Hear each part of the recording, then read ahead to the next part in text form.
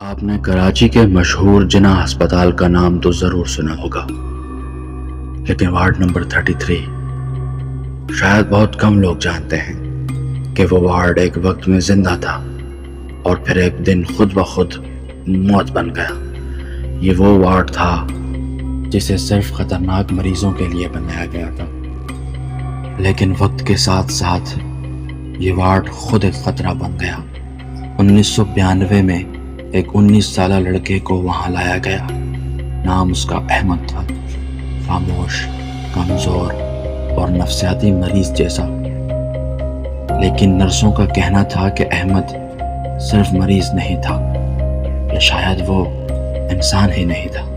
جیسے جیسے رات ہوتی احمد کی آواز بدل جاتی، کبھی عورت جیسی، کبھی کسی بوڑھے کی، اور سب سے خطرناک بات، وہ زبانیں بولتا تھا جو ہسپتال کا کوئی بندہ بھی سمجھ نہیں پاتا۔ ایک رات نرس فرزانہ نائٹ ڈیوٹی پر تھی۔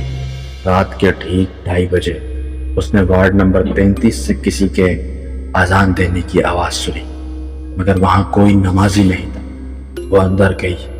جو کچھ اس نے دیکھا وہ زندگی بھر کبھی بھول نہیں سکی۔ احمد کھڑا تھا، اس کی آنکھیں سفید تھی، چہرے پر سناٹا اور دیواروں پر خون سے کچھ لکھا ہوا تھا۔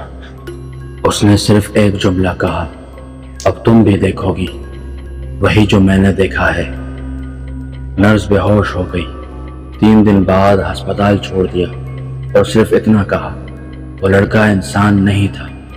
پھر 3 دن بعد اچانک وارڈ نمبر 33 میں آگ لگ گئی۔ کسی نے کچھ نہیں جلایا تھا اور احمد وہ غائب ہو گیا۔ ریکارڈ میں اس کا نام تک نہیں تھا، نہ ایڈمیشن نمبر، نہ فائل، جیسے وہ کبھی آیا ہی نہیں۔ اور آج 2025 میں بھی وارڈ نمبر 33 بند ہے، کسی کو اندر جانے کی اجازت نہیں۔ دیوار پر صرف ایک تختی لگی ہے، وارڈ نمبر 33 مستقل طور پر بند۔